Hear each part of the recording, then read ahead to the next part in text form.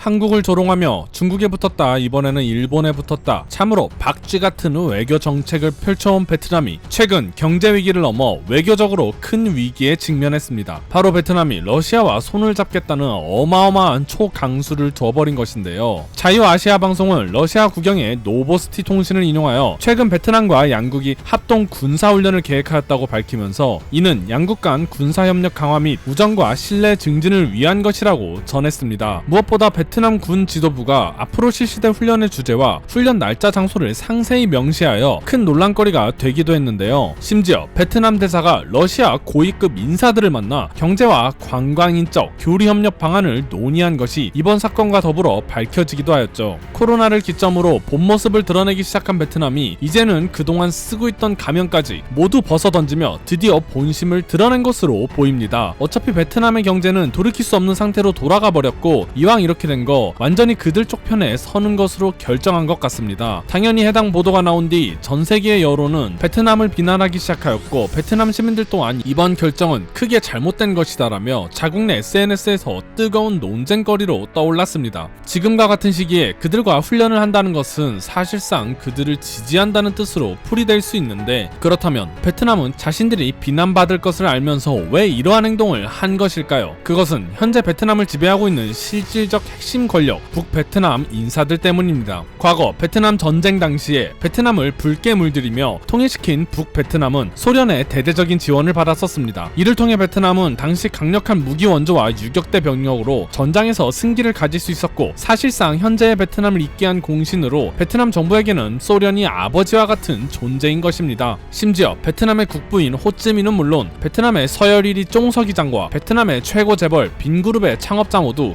소련에서 유학을 보낸 경험이 있어 그 나라에 대한 매우 호의적인 태도를 보이고 있죠. 이번 경제 위기로 막다른 길에 몰린 이들이 자신들의 체제 강화를 위해 굉장히 큰 수를 둔 것으로 보이는데 하지만 많은 국가들이 베트남에 대해 큰 비난을 가하며 베트남 또한 경제 제재와 세컨더리 보이콧 대상으로 둬야 한다는 의견이 나오고 있습니다. 실제로 미국 정치 전문기관들은 결국 베트남이 넘지 말아야 할 선을 넘었다며 이들 또한 미국의 세컨더리 보이콧 대상이 될 것이라는 분석을 내놓았습니다. 여기서 말하는 세컨더리 보이콧이란 특정 국가를 지정해서 그 국가와 거래하는 모든 해외 기관을 제재하는 미국의 강력한 조치인데요. 한마디로 말해 너 쟤랑 놀지마 하는 식으로 제재하고 싶은 국가를 경제적으로 고립시켜 파산시키는 전략입니다. 무서운 전략인데 한국 또한 예외는 아닙니다. 우리도 미국의 우방국으로서 베트남에 대한 강력한 제재를 할 것임을 시사하였는데요. 이에 대해 산업통상자원부 관계자는 베트남을 수출심사에서 우대국가 목록에서 제외하는 베트남 대수출 제한 전략을 검토하고 있다고 밝혔습니다. 이 수출심사 우대국가 제외는 과거 우리나라가 일본의 수출 규제에 대응하여 했던 전략으로 바로 그 유명한 화이트리스트 제외를 뜻하는 것인데요. 즉 우리나라가 베트남에 대한 수출 규제 조치를 실시하겠다는 것이죠. 우리나라에서 발현된 화이트리스트 제외 조치는 일본에 이어 이번 베트남이 두 번째가 될 것으로 이는 사실상 그 나라와 더 이상 협업하지 않겠다는 매우 큰 의미를 가지고 있기도 합니다. 무엇보다 베트남은 한국산 반도체 수입에 가장 크게 의존하고 있어 이로 인해 어마어마한 타격을 받게 될 것으로 예상이 되는데 그동안 베트남에 대한 제재의 명분이 없었던 찰나에 베트남은 자기 손으로 자기 무덤을 판 꼴이라 볼 수 있죠. 이와 같이 전 세계가 베트남에 대한 제재 조치를 준비하고 있자 베트남 정부는 해명 아닌 해명문을 내놓았습니다. 레디 투앙 외교부 대변인은 최근 상황에 대해 베트남 언론을 통해 입을 열면서 이번 합동 군사훈련은 양국 간의 우정과 신뢰 증진을 위한 것이다. 베트남의 일관된 정책은 대표단 교환, 합동 군사훈련을 포함한 다른 국가와의 국방 협력을 위한 매우 평화적인 행위로 우정, 결속, 상호 신뢰 및 이해를 강화하고 지역과 세계 평화를 위한 것이라며 그 뜻을 전했는데요. 워낙 돌려 말해 알아듣기 힘들지만 요약하자면 우리는 우정을 지키기 위해 이번 사안을 결정하였고 우리는 다른 나라였어도 이러한 선택을 했을 것이라며 이번 선택을 존중해달라는 뜻입니다. 또한 황 대변인은 이번 사태로 한국이 베트남을 화이트리스트에서 제외 조치시킬 것이라는 소식에 대해서도 입을 열며 한국의 수출 규제 조치에 대해 유감을 표명하고 조기 정상화를 촉구한다고 밝혔습니다. 그리고는 생뚱맞게도 최근 한국에서 만연하는 베트남 동포들에 대한 차별에 대해서도 언급하며 한국이 베트남을 어떻게든 고립시키기 위해 차별적인 정책을 펼치고 있다고 억울함을 토로하였는데요. 갑자기 베트남인 차별에 대한 내용을 왜 해명 브리핑에서 꺼내는지 참으로 어이가 없는데 일각에서는 베트남 정부가 자신들에게 향하는 전 세계적 비난의 화살을 한국으로 향하도록 여론전을 펼치고 있다고 주장하기도 했습니다. 이제는 이제는 갈 때까지 가버린 베트남 정부. 어차피 베트남의 경제는 이미 돌이킬 수 없다고 판단한 것인지 이왕 이렇게 된 거 자신들의 베트남 당내 체제를 더욱더 강화시키는 쪽으로 전략을 바꾼 것으로 보이는데요. 과연 베트남이 한국을 포함한 전 세계적 경제 제재를 버틸 수 있을지 앞으로가 궁금해지는 상황입니다. 이상 국민투표였습니다. 시청해주셔서 정말로 감사드립니다.